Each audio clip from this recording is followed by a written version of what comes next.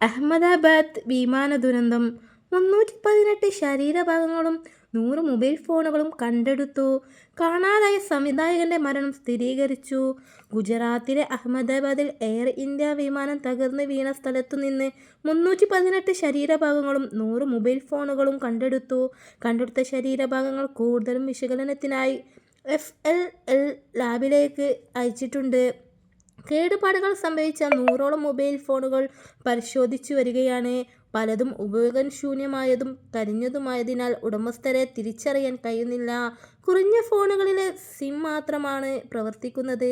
സ്ഥലത്ത് കണ്ടെത്തിയ ഫോണുകൾ, പാസ്പോർട്ടുകൾ, ആഭരണങ്ങൾ എന്നിവ ഉൾപ്പെടെയുള്ള വസ്തുക്കൾ എല്ലാം പ്രത്യേക സംഘമാണ് അന്വേഷിച്ചു വരുന്നതെന്ന് Ahmedabad police commissioner GS Malik പറഞ്ഞു. എയർക്രാഫ്റ്റ് ആക്സിഡന്റ് ഇൻവെസ്റ്റിഗേഷൻ ബ്യൂറോ സാങ്കേതിക അന്വേഷണത്തിന് നേതൃത്വം നൽകുന്നുണ്ട്. ബോയിംഗ് സാങ്കേതിക വിദഗ്ധരുടെ സഹായത്തോടെ ബ്ലാക്ക് ബോക്സിൻ്റെയും അവശിഷ്ടങ്ങളുടെയും വിശകലനം, അവശിഷ്ടങ്ങൾ വീണ്ടും കൂട്ടിച്ചേർക്കലും നടന്നുവരുന്നതായും അദ്ദേഹം അറിയിച്ചു. അപകടത്തിൽ നിന്ന് രക്ഷപ്പെട്ട വിശ്വാസ് കുമാർ രമേശിൻ്റെ മൊബൈൽ ഫോൺ അദ്ദേഹത്തിന് തന്നെ തിരിച്ചു കൊടുത്തു. വിശദമായ പരിശോധനയ്ക്ക് ശേഷമാണ് തിരികെ നൽകിയത്.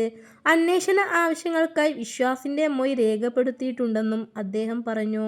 അതേസമയം വിമാന ദുരന്തത്തിനിടെ കാണാതായ ഗുജറാത്തി ചലച്ചിത്രകാരനായ മഹേഷ് ജീറാവാലയുടെ മരണം സ്ഥിരീകരിച്ചു.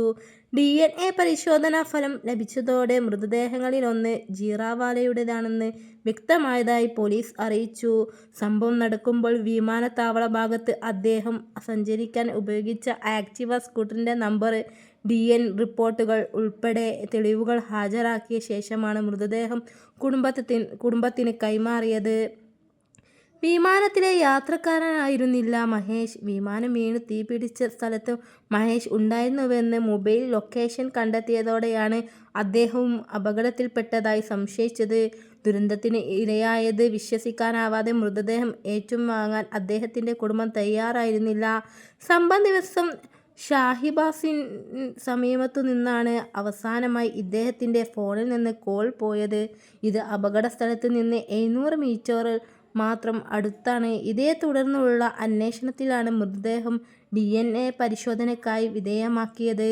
ഈ മാസം 12-ന് അഹമ്മദാബാദിലെ സർദാർ വല്ലഭായ് പട്ടേൽ അന്താരാഷ്ട്ര വിമാനത്താവളത്തിൽ നിന്ന് പറന്നുയർന്ന ലണ്ടനിലേക്കുള്ള AI-121 എന്ന എയർ ഇന്ത്യ വിമാനമാണ് ടേക്ക് ഓഫ് ചെയ്ത് 1 മിനിറ്റിനുള്ളിൽ സമീപത്തെ മെഡിക്കൽ കോളേജ് ഹോസ്റ്റൽ കെട്ടിടത്തിൽ നിന്ന് മുകളിലേക്ക് തകർന്നു വീണത്. വിമാനത്തിലുണ്ടായിരുന്ന 241 പേരുൾപ്പെടെ 290 പേർ മരിച്ചതായാണ് വിവരം.